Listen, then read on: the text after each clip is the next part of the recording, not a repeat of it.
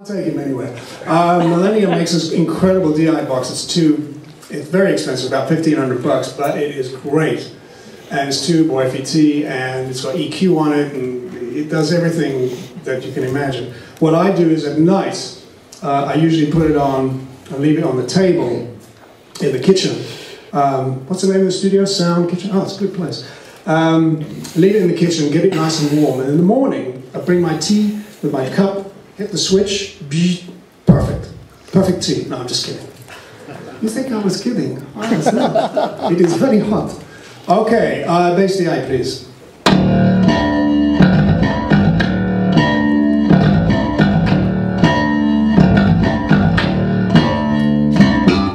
Right. It's got a lot of grunt and a lot of front edge, but I want to make a meal out of that. So we're going to go over here and go to our favorite pull tech, except that this one is a mid-range. And let's put in some 200 cycles of my favorite EQ for bass in this particular case, and a little bit of 1.5. Yes, let's see what that does.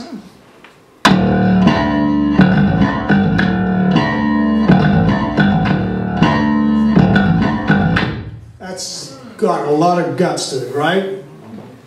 And let's add, because we can, we've got an EQP1A, let's put some 2 dB at 100 and 3 chunks at 3K and see what that does for us.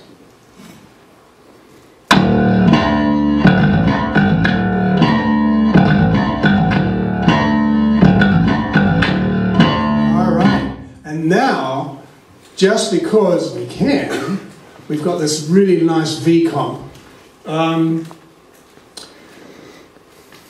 Do you want to yak about this for a second or not? Just give them a brief sort of thing. It's got some cool features on here that this is Uncle Ozzy's going to tell you about. Shush, Eddie, it's my turn. This is the 2254 Master Bus compressor.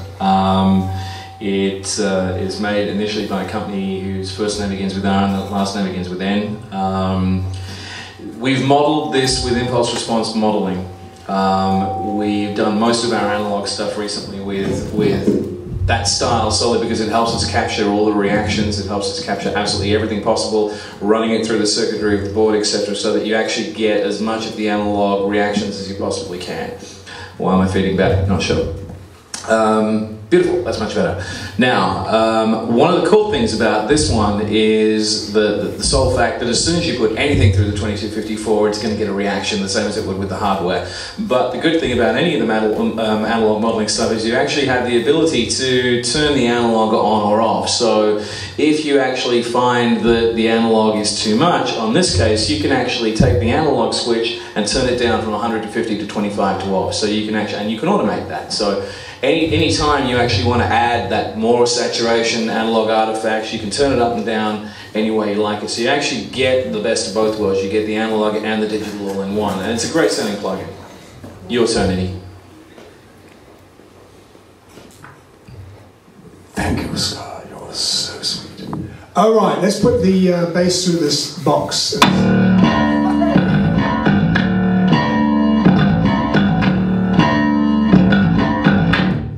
It's a really cool limit. I use it on vocals, bass, guitar. I mean, it's quite ubiquitous. You like that word, do you, Ozzy? Yeah. You're lovely, man. Right. Oh, and by the way, I just used the compressor. I didn't use the limiter. There's a limiter switch as well, which you can kick in. But notice what it did. It just took some of those sharp front edge things and just sort of softened them a bit, which was exactly what we were looking for, and maintain the unity in the bottom end. Let's see what happens when we play the bass amp. Now, choice of bass amp. What's the best rock and roll bass amp? Ampere. SVT, no question. But what with? 8 what? 8 tens. This crowd is so good. Right. It's going to be a bit thumpy. Let's just warn you.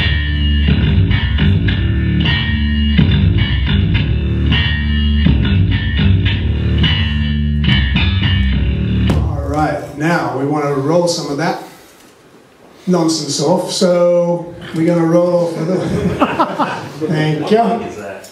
I beg your pardon? What microphone is that? Ah, good question.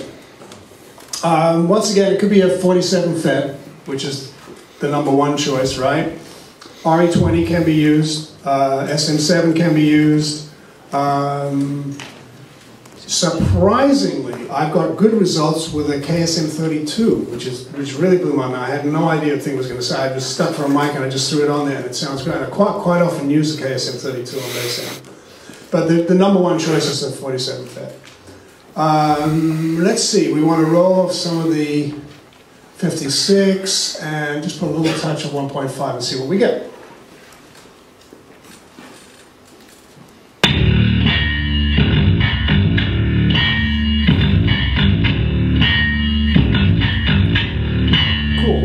I mean, it's already tightened it up, it's lost some of its woof, and we've got a little bit more attack. Now we want to compress the little noisy little booger. Let's put the compressor in and see what we get.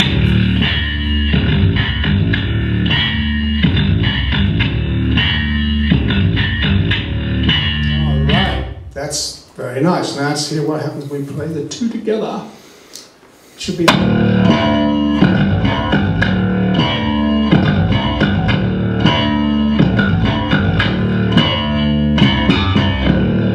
It's aggressive, it's in your face, it's tightened up. Don't forget, this is a rock band. This is not an R&B, it's not a pop thing. It's supposed to be in your face, supposed to have a lot of noise. By the way, the more noise for me, the better. I don't care about noise. I don't go in and fine-tune everything.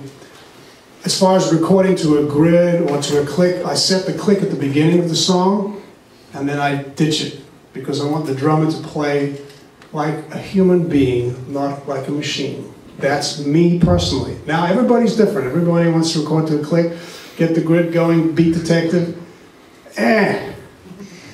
What does that have to do with music? You might as well have a machine do it. Right. Come on. I want 4 guys, 4 girls, 4 elephants in the room looking at each other going, I hate your guts. That's what I want, because that's music. I mean, that's interaction between human beings. We're going, sorry, it's one of my beefs. Okay, now that we've done that, you want to hear a little piece? Just to hear a little bit of it, see what it sounds like. Oh, there's a guitar in there.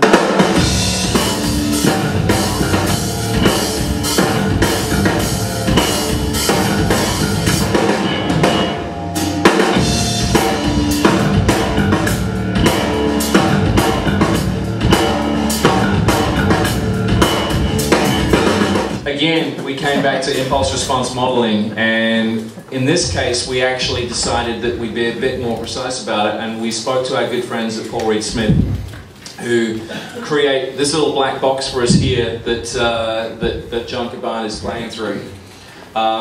2 things. It's a DI, but effectively what it does is it gives you the same impedance that you would get from a guitar amp when you're plugging your guitar straight into a DAW like Logic. So it puts you on the same playing field, which really helps. Now, once you've done that, then we go into the GTR plugins, and what we did was we took all Paul Reed Smith's personal amplifier collection and we took them all away and we modeled all of them precisely. And what you've got here is you've got some great amps, you've got some very rare amps and some great sounds, and if you actually go into the PDF manual, you can actually see, okay, this setting is this amplifier, this setting is this one, this is this microphone, etc. So we've done an awful lot of mics and an awful lot of amps, and you have an awful lot of play and flexibility in how to get exactly the tone that you would get. So, firstly, you can change what kind of amps you want, you can change the cabinet style, closed, open. You can actually change what kind of microphone you use, on axis, off axis, etc., etc., the same as you usually would. So